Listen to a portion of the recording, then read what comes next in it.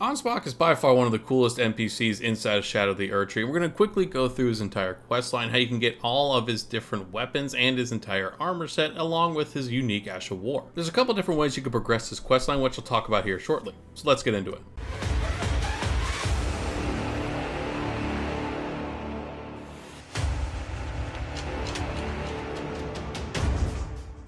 You'll encounter Ansbach just like all the other NPCs in Shadow of the Erdtree very early on. You're going to find him at the main gate cross site of Grace. And just like all the other NPCs, when you first talk to him, he's going to start talking about how he's related to Miquella, what he used to do before he started following Miquella, and everything about his backstory. Now, just like all the other NPCs as well, there's not a lot going to be occurring until you go and visit the Shadowkeep for the very first time. Spoiler warning, if you haven't gotten to that part, there is something that's going to occur at the Shadowkeep that causes every single NPC's questline to progress to the next stage. It's very obvious when this happens. When this does occur from the Shadowkeep, you want to make your way back over to Ansbach where you first met him. He's going to start talking about how Miquella's Great Rune, the event that occurred, has shattered, causing everyone that was under Miquella's spell to go back to normal, essentially. Make sure you exhaust all of your dialogue with Ansbach, because that's the only way he's going to progress his questline and move to the next location where you can find him. And this next location is going to be in the storehouse section of the Shadowkeep, which really isn't all that difficult to get to when you explore this entire area. Now, you're going to see an NPC on my mini map that shows someone in the other side of this storehouse. That's going to be Sir Ansbach, and he's very easy to get to from the storehouse first floor side of Grace, as I'm showing you here. Just follow the pathing that I'm showing you, because there are a lot of different rooms in this area that you can go into, but eventually you'll run into a room that has a skeleton on a large platform, and in the back corner of this room you're going to see Sir Ansbach reading a book. As usual with these NPC questlines, exhaust his dialogue until he starts repeating what he is saying to you, and that gives you your cue. They need to go and find the next step, which is actually a particular scroll inside of the Shadowkeep in the storehouse area. And this particular item can be found very close to the 4th floor storehouse site of Grace. This is going to be your closest site of Grace to actually getting this particular item. I want you to follow the pathing that I'm showing you, because it's really easy to overlook this one little drop. Even though there is a staircase that leads you down to this location, I had overlooked it the first time I went through this area. I'm very surprised I did, but you'll eventually come into this little room. You'll see a desk with a purple item on it. This is going to be the secret right scroll, the item that we have been looking for to progress Sir Ansbach questline. With this in our possession, we can now make our way back to Ansbach, and we're going to see the hand over right scroll action item, which is what you want to do to help progress this questline even more. If you do not give him the secret right scroll, it'll kind of launch you out of some of the end game stuff, so I highly recommend that you do give him the scroll. This is where things can start to get a little confusing depending on other decisions you have made inside of the DLC so far in relations to Letta. There's a part of her questline where she starts to go and hunt other NPCs inside the game. She first goes after Hornsent, and depending on your decisions on this, it will depend if she goes after Ansbach next or not. As you see in the location I just pointed out on the map, you will end up seeing these summoning signs. One that allows you to summon and fight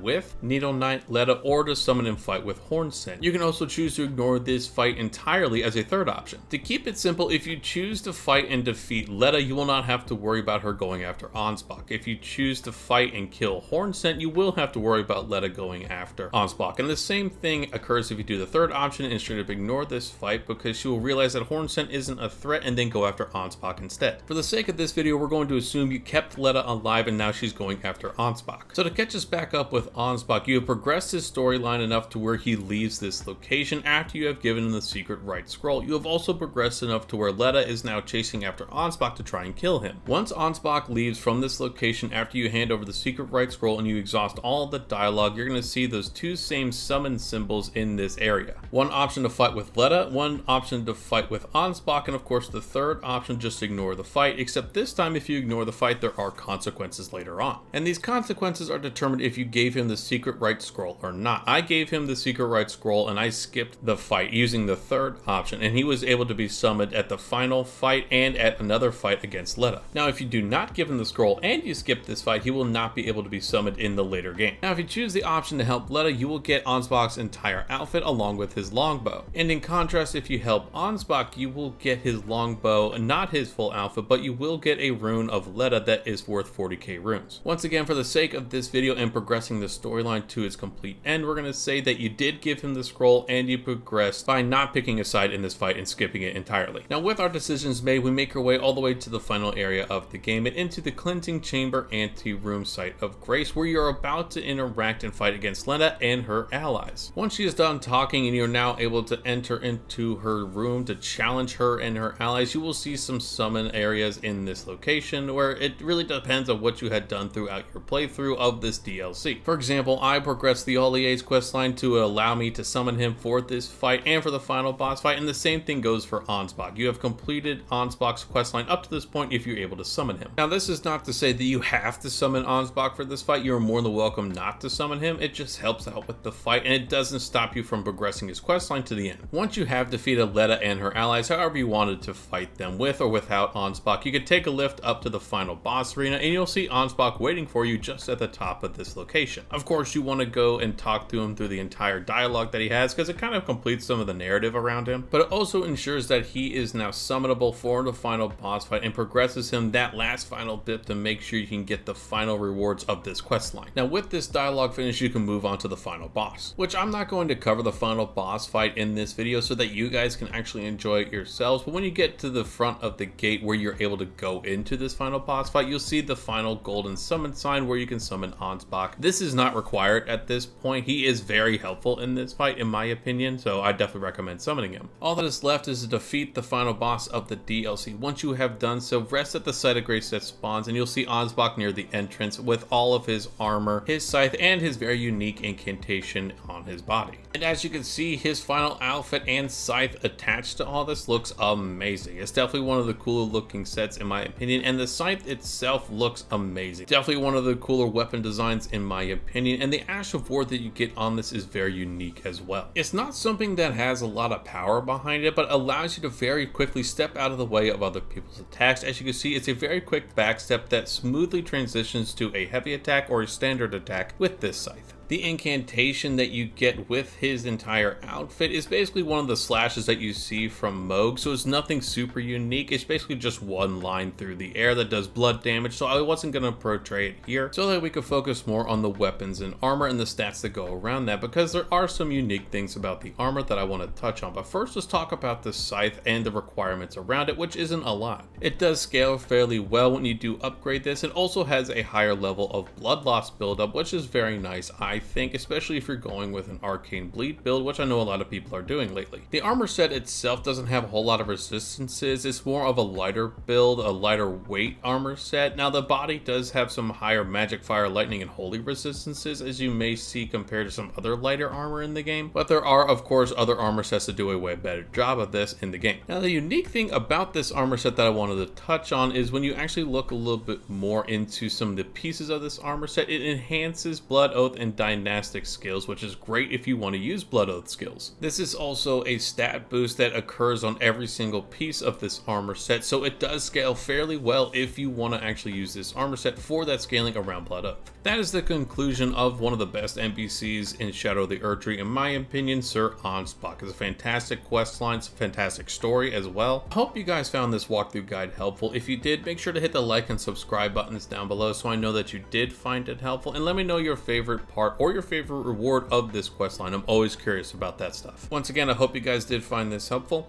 and I'll catch you in the next video.